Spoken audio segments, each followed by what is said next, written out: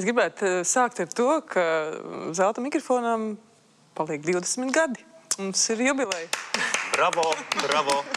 Nākamgad pilngadība. Jā, tā kā pirms 20 gadiem tas aizsākās un sākās, tas bija tāds kā loģisks turpinājums savulaik slavenajai mikrofona aptaujai, kura...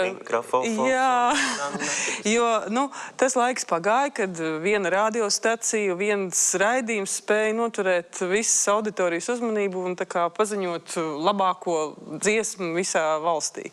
Nāca laiki jauni, daudzas stacijas, daudz izdevēju un tam līdzīgi, un toreiz man gribējās kaut ko līdzīgu Grammy, tā kā, lai arī Latvijā būtu. Principā, es neesmu nekāds riteņu izgudrotājs, Grammy ir tas prototips, Latvijas variants, un toreiz sākās viss ļoti sarežģīti, jo bija ļoti grūti pārliecināt pārējos izdevējus. Mikrofons savulaik sāka albumus izdot, bet bija arī citas kompānijas, un bija diezgan grūti pārliecināt, ka vajadzētu visiem nākt kopā un iesniegt ierakstus un vērtēt. Un pirmais, kas uzdrošinājās šo soli pretī mums spērt, bija izdevniecība Gailītis, kas bija drosmīga un teica, labi, mēs ar savējos tā kā dosim uz to vērtēšanu. Bet toreiz bija tā, ka mēs vērtējām viens otru, tur tā komisija nebija tik liela, un tas bija tā kā... Tieši tā, kā notiek tā vērtēšana?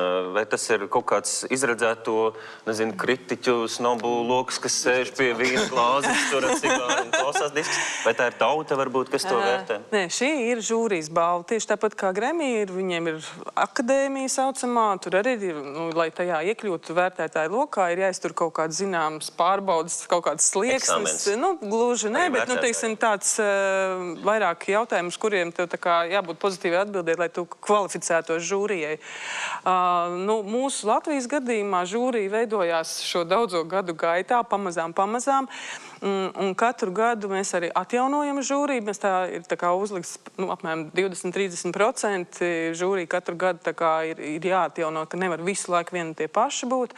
Bet, protams, ka tur ir mūzikas žurnālisti, tur ir dīdžeji, tur ir vienkārši personības melomāni, ir zinām cilvēki, kas aizraujās ar mūziku un kas arī blogeri šobrīd, kas raksta blogus un kas vada dažādas muzikālas raidījumus, kas ir radio cilvēki, tā kā tas loks ir plašs. Viņi tiešām, tas viens cilvēks saņem tos, es nezinu, 200 diskus, un viņš tiešām visu noklausās? Nē.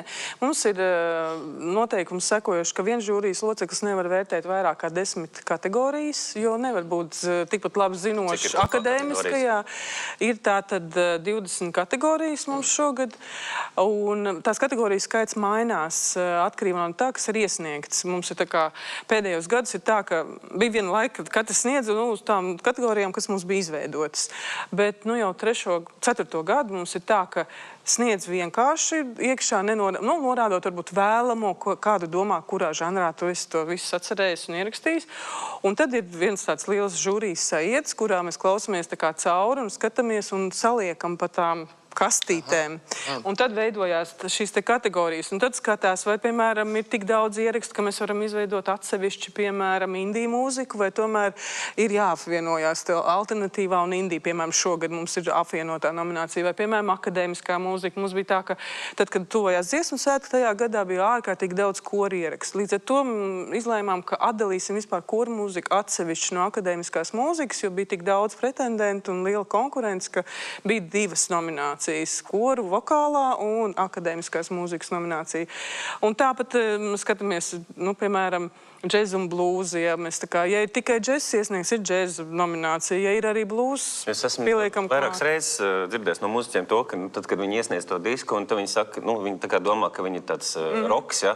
Un viņi, mēs esam pops, ja? Vai es nezinu, piemēram, Ivo iedzied dziesmu, un viņi, piemēram, šlāģeros ieliek, ja? Viņš domā, bet kā? Bet es taču... Nē, protams, ņem vērā, ko norāda, ko viņi, uz kuru virzienu domā, bet ir mums bijis, piemēram, šogad iesniedz Da Gamba, iesniedz tā kā uz pop albumu, taču žūrija, izklausoties albumu, nolēma, ka tomēr viņas likt akadēmiskajā mūzikā.